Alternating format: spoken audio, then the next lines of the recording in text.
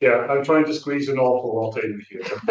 I will be very cursory in my treatment of almost everything we talk about, which one of those things. I splurged that out without really thinking about it, and then I now realised when I came to put this together that was a huge amount to cover.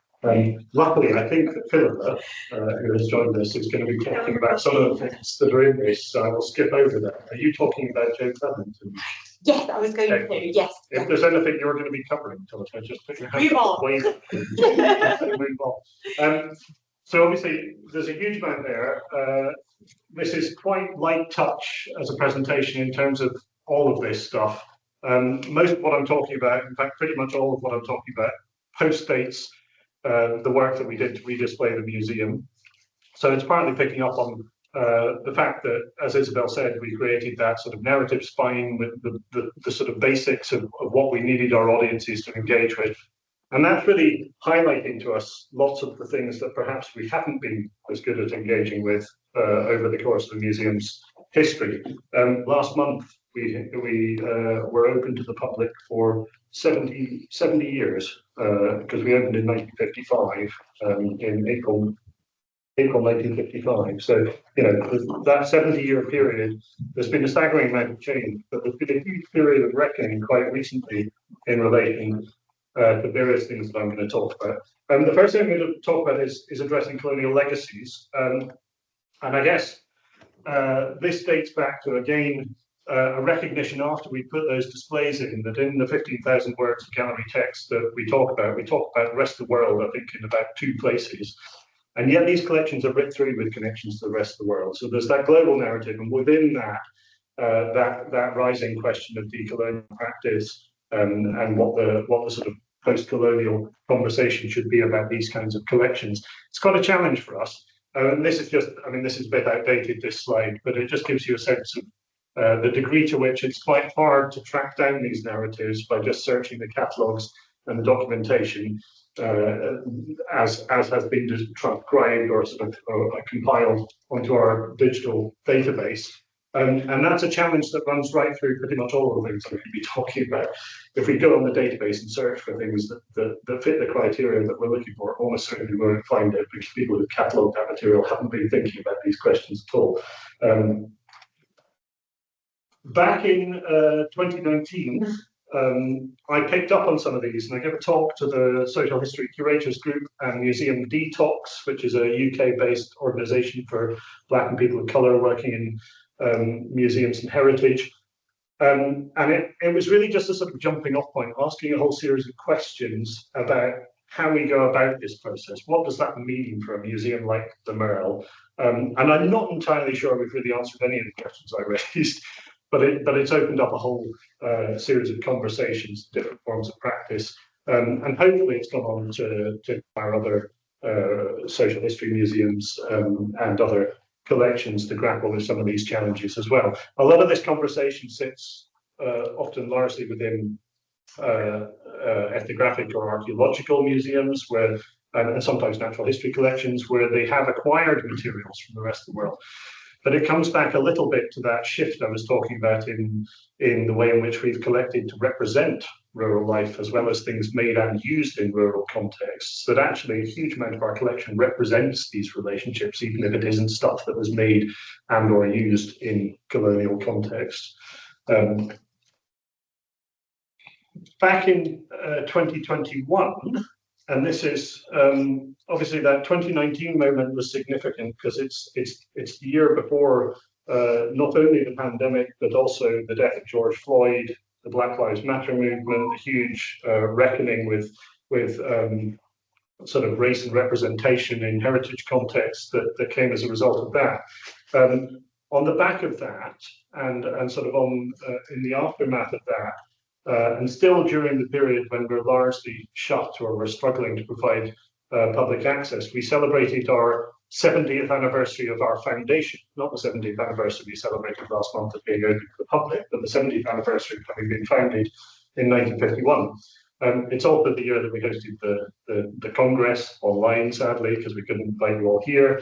And for that project, we chose 51 items connected in some way to 1951, our foundational year, And we worked with other external people to interpret, talk about, write short pieces of content about those collections. So just a couple of examples. This is saying power off, Maddie. Do you know what that? Yeah, I'm just going to try that. Oh. Yeah.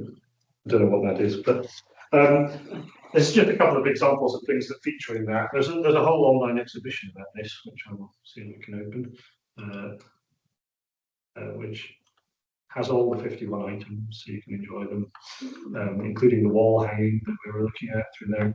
I'll get rid of it now. But in amongst those, just a couple of nice examples. Up at the top right is a headquarters plaque from Calcutta, now Kolkata, from the headquarters, the Indian headquarters of Sutton's Seeds. Sutton's is one of the 3 Bs, we were discussing it last night. Reading is known for 3 Bs, beer, bulbs and biscuits. Sutton's is the bulbs. It's a bit of a fudge, but the headquarters, the main European headquarters in Reading, they had a branch in headquarters in Calcutta, and this is the sign that's now in the collections from that headquarters, which has English, Hindi and Bengali on it. And to interpret that, we invited Surajit Sarkar, who some of you will know through AIMA. And his response to this was actually to write about rice cultivars and the complex narratives that happen, particularly in contemporary discourse around rice cultivars. Some of the rice cultivars that are not big licensed ones that haven't been spread by multinational seed companies, but have been maintained at very local levels that might hold the key to sort of pest resilience and challenges moving forward, and how that sits in relationship to the big seed companies, the Suttons of today, and how they're responding to these challenges. On the left is a still from a film, I think from the Ransoms collection, which charts just some visuals from the groundnut scheme. Now, the groundnut scheme is a very famous colonial experiment, big investment from the British government in the cultivation of peanuts, groundnuts, in then Tanganyika, what's modern day Tanzania. Vast tracts of land were set to be cultivated, essentially a kind of cash crop thing driven by an oil shortage, a cooking oil shortage in Europe. It was always set to be a bit of a failure because the chief scientific advisor on it, Hugh Bunting, who I think taught you, Paul, he thought it was going to fail from the outset, and it did go on to fail. It failed in the month that the Museum of English Rural Life came into being. It was quietly brushed under the carpet.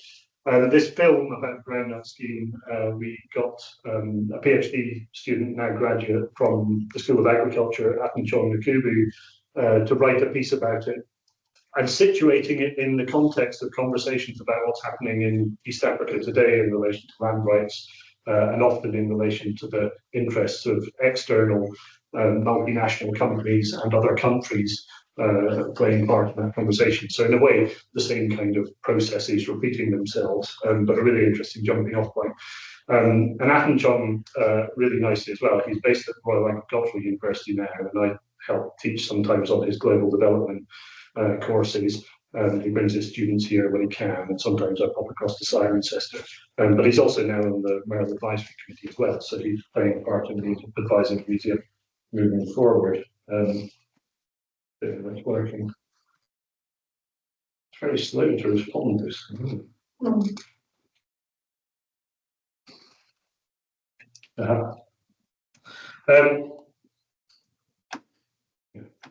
So, picking up on my obsession with the history of the museum, the founder of the Museum of English Rural Life, and this is something that I think is quite critical for institutions reckoning with this decolonial challenge, is to look at your own history and better understand it. But the prevailing narrative is that one of salvage ethnography, that the museum's founded to capture these things that are seen to be falling out of use post-war.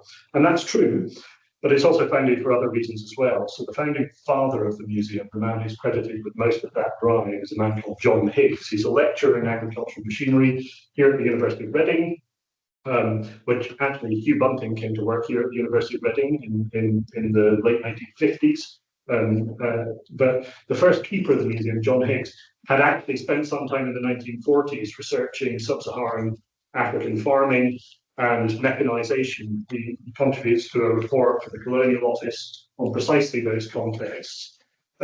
He's not a major figure in interwar and post-war farming, but his uncle, a man called Clyde Higgs, is a hugely prominent figure. Broadcast journalist for the BBC, writes a huge amount for the farming press, is chair of the Oxford Farming Conference. You know, he has pretty much every position there is to have in prominent farming initiatives, and he also gets co-opted onto the Committee for National Parks at some point in the 1950s. Randomly, I discovered that in the 1940s, late 1940s, just as the MERL is being discussed in this context, and his nephew is part and parcel of that, Clyde Higgs is in the process of visiting the groundnut scheme. What is that called? It's a CD. Press a button on the CD. Yeah. How do I do that? Hey. I hope that doesn't do anything. So both nephew and uncle both go and visit the groundnut scheme. They're both incredibly positive about it. They think it's going to be a raging success, unlike Hugh Bunting. And at some point in that process, Clyde Higgs decides he's going to invest in a farm in Tanganyika. And he ends up investing in Simba Farm, and he farms at Simba Farm as well as his UK farming right through to just before independence, and he sort of rage quits because he doesn't like the fact that the British colonial power is going to be dissolved in that context. He thinks it's all going to be a massive failure. On the back of a project that my wife is involved in at the Pitt Rivers Museum to do with Maasai land rights, restitution and cultural healing, project that's actually up for an award at the Museums of Heritage Show next week for its partnership work. I was lucky enough to piggyback on that and go and participate in some of their project activities. So that's me herding cattle herding ceremony, sort of cattle bet ceremony that the museum in Oxford was involved in. I was lucky enough to be involved in that, and then go and visit Simba Farm and spend some time looking at Simba Farm. So there is an online exhibition about Simba Farm, project. Can't get this to work now. Anyway, there's an online exhibition that showed part of the present of Simba Farm. Not a lot has changed, actually. There's a Dutch and Namibian couple who run it, so it's still sort of white settler farming in a context that sits right on the border between traditionally what would have been Chaga land in the hills of Kilimanjaro, and then into the plains below would have been Maasai homeland. So it's a kind of complex border. And the Simba Farm has actually been there for a very long time because it was established in the German period. So it's a very long established farm. And actually, there are still exactly the same tensions and arguments that Clyde Higgs writes about in relation to this, about arguments with the local Maasai community. He recruits from much further afield because he doesn't trust them. The tensions with wildlife incursions. Amboseli National Park, just across the border in Kenya, is established in about 1950. Same time that national parks are established here, but they're very different models. In this context, in the UK context, they're lived-in landscapes. In the East African context, there are landscapes that are then made devoid of human populations, which is ironic in the context of the place where humans have been, modern humans have been the longest. Anyway, on the basis of that, a whole series of things, little bits of content have emerged, and a partnership with Sam Nangeria Tavasero, who's one of the prominent figures in this Maasai project at the Pitt Rivers. That's him speaking to a local farmer, James Norman, on one of his visits to Reading and surrounding area. That's them in amongst James Norman's organic pasture-fed beef herd, having a chat about cows and just patting cows and sharing facts about cows as you do. This is Samuel speaking to Atenchong, who I mentioned, at RAU. RAU is based on an estate that's an estate that's become prominent as one of the disputed sites that the Right to Roam campaign have been arguing about. And Atenchong is really interested in comparisons between land rights in other parts of the world and land rights in the UK. So there's a jumping off point here based on collections that are housed at the MERL. and conversations about those collections. That's a sort of complex, multi-layered conversation about land rights in the UK context, contemporary and historical, and equally land rights in the African context, contemporary and historical. Hopefully there'll be further work emerges from this, and I don't know quite one. We spoke at the Oxford Farming Conference, Oxford Real Farming Conference, January of this year. I'm hoping to have a session that's about past agricultural histories and future agricultural developments, sort of looking at that past-future comparison and trying to draw more heritage interest into a conversation about the future of farming, sustainable food production. In relation to the department that Teresa Markhouse is based at, this is the Film, Theatre and Television Department at the university, so she's the one that did the Listen project.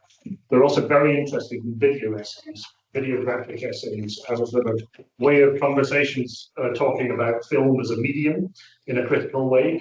And there's a real interest in video essays in the European Rural History Organisation. So somebody who might go to the rural history conferences that happen across the continent every 2 years, I think it is that right there? The next one's in Portugal this year. There's often a session or sometimes 2 sessions about film and about video essays. In those contexts, video essays tend to be quite a simple thing. You take a piece of historic film and you almost like you're reading a written piece of text about the history of that film over the top of it.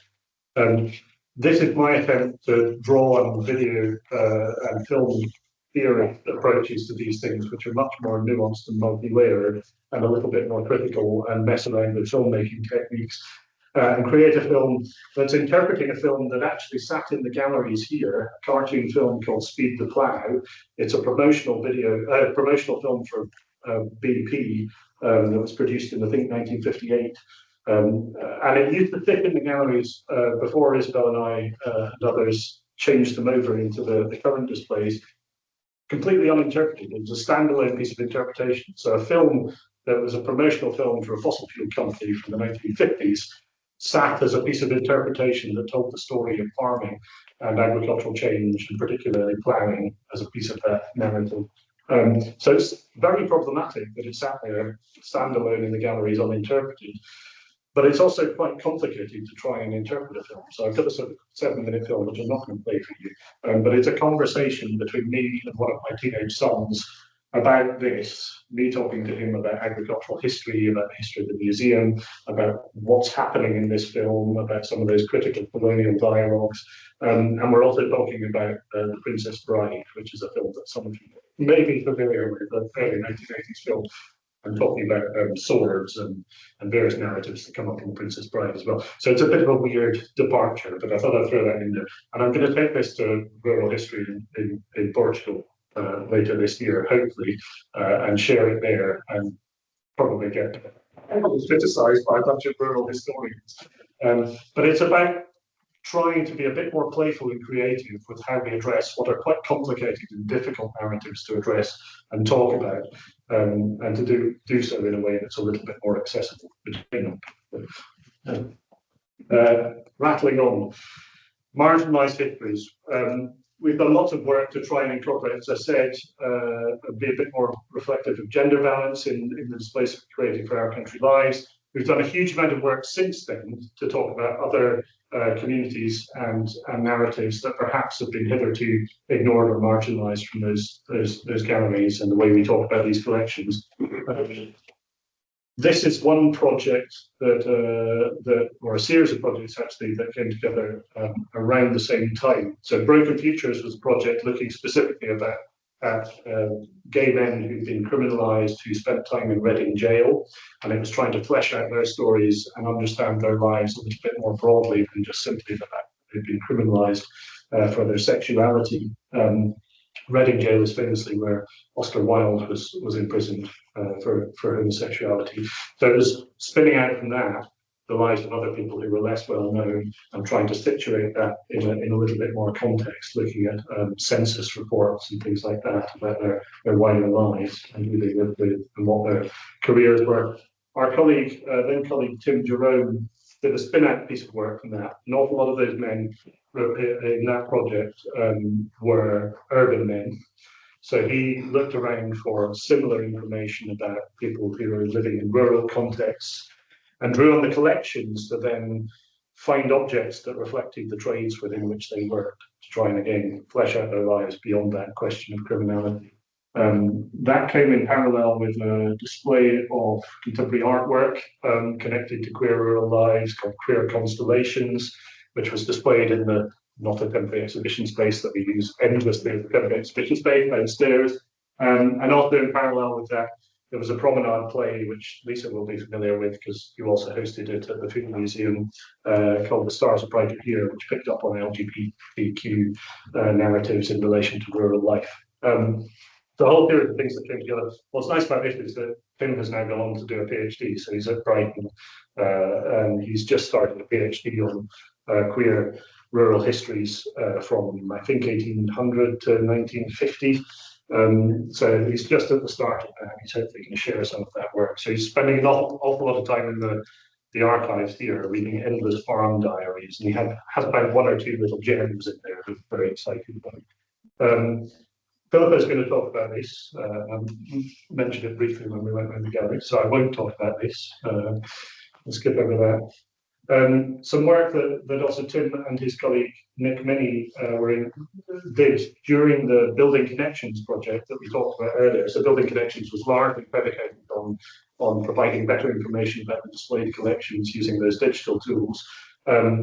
They also did a number of other things, including that Queer Rural Lives work. Nick, having spent quite some time trying to identify stories of Black and people of colour in relation to the collections that were on display, and failing miserably to really find very much, for the same reasons that you search for colonial and you don't find anything because no one's thought about that at the point of cataloguing. She came to a different approach, which was to speak to various people, Black and people of colour, who have a contemporary connection to the countryside, and invite them to tell their story through little interviews, digital interviews. So these all sit as pieces of content on the website, and I think were published as blog posts and sort of brought together into one digital exhibition. But also these people all chose something from the collections to respond to as well. So it's beginning to hook in a way or heft a contemporary story onto an object that's already here in the collections. Top left is Peter Ludra, who I'll come back to, and top right is JC Niala, who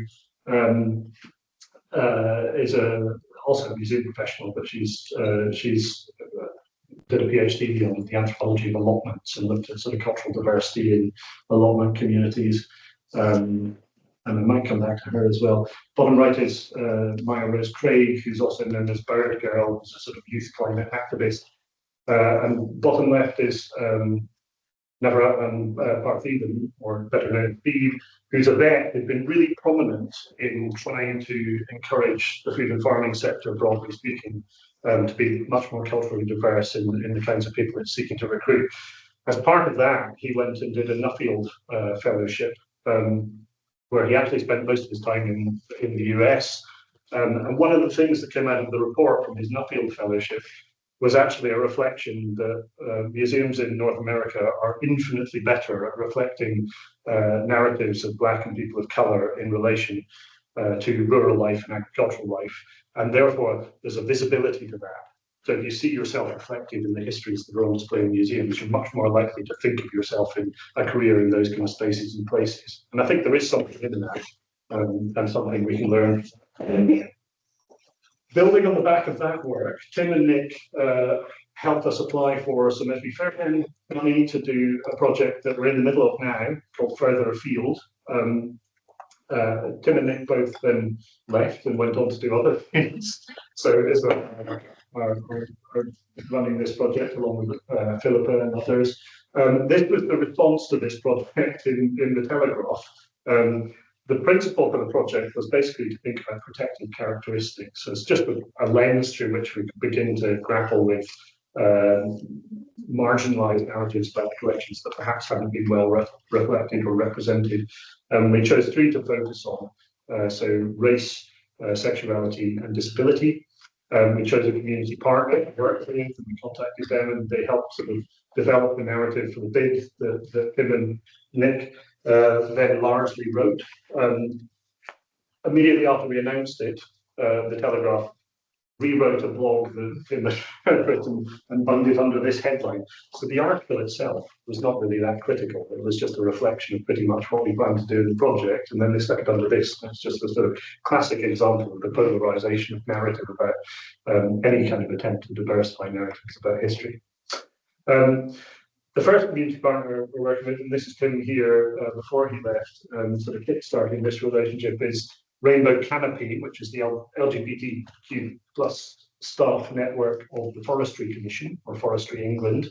It's a really early sort of fledgling organisation within a big, quite amorphous organisation. They're not quite sure what they want to do, but Tim and others have been involved in some summer country walks, and there can be a sort of small piece of display that will result in a display in the community case. There's a budget for each of these community partners to spend, and in each case they're slightly struggling to know how to spend that money because they're not used to having a budget to spend on heritage outfits. They don't quite know what to do. So that's a sort of conversation. That's us planting a tree to mark the partnership in the back garden, which I'm pleased to say is still alive, but maybe where Igbar wants to put a learning centre, so it might have to move at some point. The second partner is Gita Ludra, who featured in Changing Perspectives in the countryside. And based on the conversations with her then, that was focused on her work. She and her husband founded a walking group in the Chilterns for South Asian women called Daddy Mas Walks, who do sort of excursions into the countryside for people who often feel excluded from those spaces.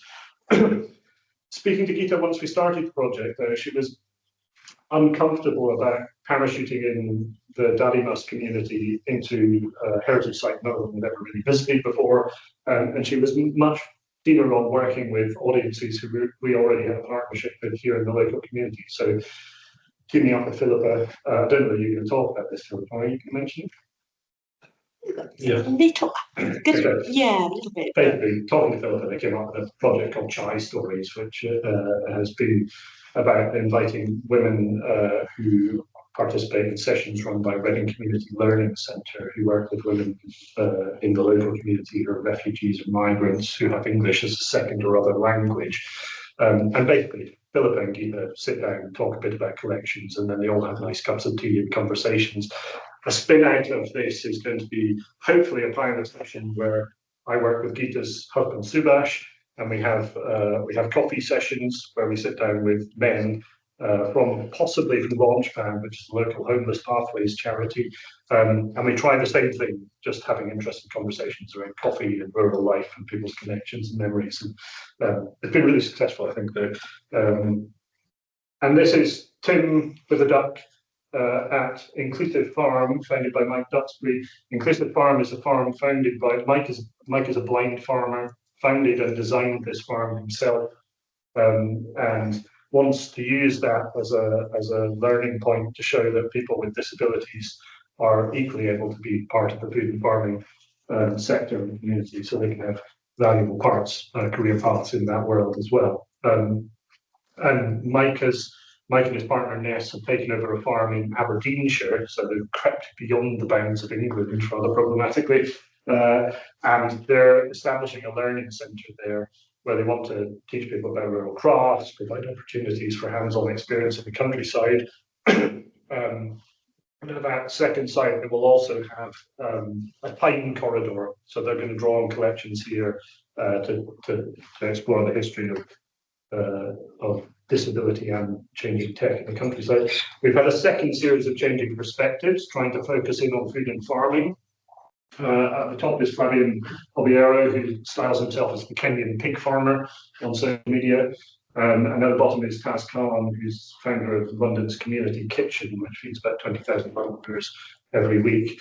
So again, focusing in on food and farming, but hopefully identifying stories that bring that contemporary presence of people, of Black and people of colour in connection to those sectors.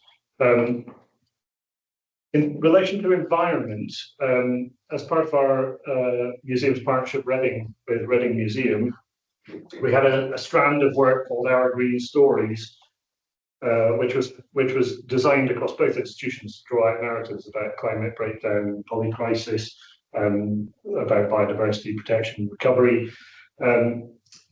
We had some advice from Henry McGee from Curating Tomorrow, who advises on issues to do with climate and environmental sustainability in museums. He steered us towards thinking through the lens of sustainable development goals. So at the top right is a piece of community consultation where we work with people in the local community to pick particular SDGs from the list of, I think there are 17 SDGs, does that sound right? Something's right. Yeah. We chose particular ones to focus in on. Tim and Nick produced the piece of intervention in the Nook that's about fast fashion, and there were bits of community work that spun off from that. We produced a gallery trail. So one of those gallery trails that ran through the galleries had a fold-out map to take you through that picked up on particular themes that connect to things on display in the galleries. So these are actually fish traps in the Democratic Republic of Congo that are exactly the same in terms of the way they function as salmon fishing putchers, the baskets that we used on the Southern Estuary that are no longer used. That's some campaigners on one of those Run to Rome campaigns. And the Shellnex petrol globe light is on display in that welcome case downstairs. And you can still see all of this online because it exists as a sort of legacy online exhibition. I also ran a series of Our Green Stories gallery tours. So walking around the galleries with someone who knows a damn sight more about things than I do and having interesting conversations in the gallery. And this is really a response to the fact that we used to run lunchtime seminars up here, and we'd get like 4 or 5 people in the room, and it's a bit embarrassing if you're inviting someone to come and speak and you get 4 or 5 people in the room. But it doesn't matter if you're wandering around the galleries and you've only got 4 or 5 people there. You can have quite interesting interactions. And we're bringing those displays to life in a way that the gallery, the lunchtime seminars always fail to do, because you're up here talking about something in abstract and it's completely unrelated to the collections over there. So I'm still running monthly gallery tours on a different theme now. This is a couple of pieces of work. So that came after a gallery tour as a small focus group with Alex Arnold, who's an academic in the School of Agricultural Policy and Development, and Tony Capstick, who's a linguist in the languages department here, who's interested in eco-linguistics, which was new to me.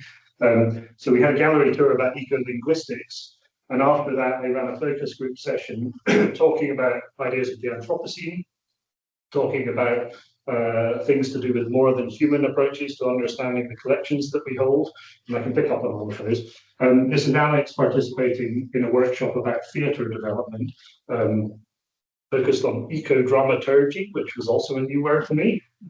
So this was hosted by Lisa Wanowski, who's in the Film, Theatre and Television department up the road. She invited a couple of theatre practitioners to look at objects that speak to the ways in which animals and other species have influenced human design in object collections. So we had a bunch of objects out. We had really interesting conversations about animal perspectives on things or plant perspectives and what stories they would tell. And hopefully that'll influence some sort of performative work. And this is really about things that are sort of ongoing and hopefully will influence future aspects of this kind of work. I contribute to various bits of teaching. So this is the gallery trail that was developed with Tony Capstick about eco-linguistics in relation to the display narrative in the galleries that we've been looking at, the text we wrote for Our Country Lives, and the degree to which it reflected environmental concerns, or indeed reflected more than human ideas and approaches to understanding that heritage. So students went through the space and explored those ideas. Bit of teaching that I run for Alex Arnold, as I mentioned, and also for Atenchon Nakuru at Royal Agricultural University, that think about different ways of framing agricultural change over time in relation to big environmental change. So I can come back to that if anyone's interested. A few things that are coming up or are currently underway. JC Nyala, who I mentioned, has a project about colonial milk, which has also been heavily criticised by the Telegraph, of course. But she's working with Johanna Zetterstrom-Sharp on a project about milk and cultural diversity around milk, different cultural attitudes towards milk, camel milk. Apparently there is one camel milk producer in the UK. I didn't know that. It's very expensive. JC frowns upon it because it's not like the camel milk she was used to when she had it in Kenya. But that's something that we'll be supporting and participating in. They're going to come and make use of the collections here to inform that project. I've also been loosely affiliated with a project in Durham where they're interested in ideas of capital value and risk, and I've given a paper to them about that. Two exhibitions we're about to learn to that might be of interest. One is the Design Museum, who have an exhibition about more than human objects. So we've got a few objects going into that might flesh out some of that if you're interested in it. And then the Science Museum have an exhibition on the future of food coming up. They've had a couple of symposia about this, and I think that hopefully kickstarts a conversation there where I think they've been a little bit quiet on the food front since they removed their agriculture galleries a few years ago. We also have a podcast that is a spin-off directly from the conversations that we had in this gallery tours, and we've been working with colleagues in the Film and Television department to develop that. We've got 4 pilot episodes that students in the department helped us develop, and we're about to start recording more. So if you have a moment, you can get our podcast wherever you get your podcasts. And some other random things coming up and maybe of interest. So you may be unaware that the UK has just become, or is planning to become, a signatory to the 2003 Convention on Tangible Cultural Heritage. Part and parcel of that are quite interesting things about how you think about the heritage to do with Green Revolution style farming. There are lots of practices around that which we're getting rid of at the moment as a consequence of regenerative farming shift or environmental land management scheme approaches. How do we grapple with that as collections institutions that can't take the big tech but still want to somehow safeguard the intangible practices or the knowledge, the skills that would have been part of these processes, even if they're harmful processes. You know, there's a narrative there that's difficult to capture.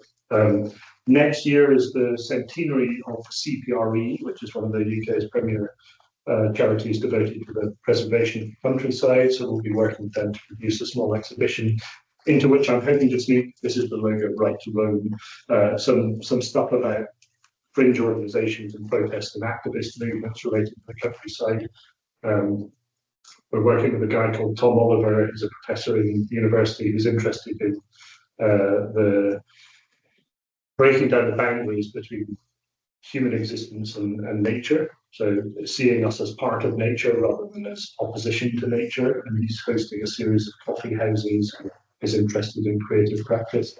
And I think on the right is an image from the Natural History Museum, the University of Redmond's partnership with the Natural History Museum. There may be things emerging from that around conversations to do with the environment. I'm not going to play that because that's 7 minutes of me boring my son about Feed the Plough. And I think that's it. Sorry, that was a bit dense.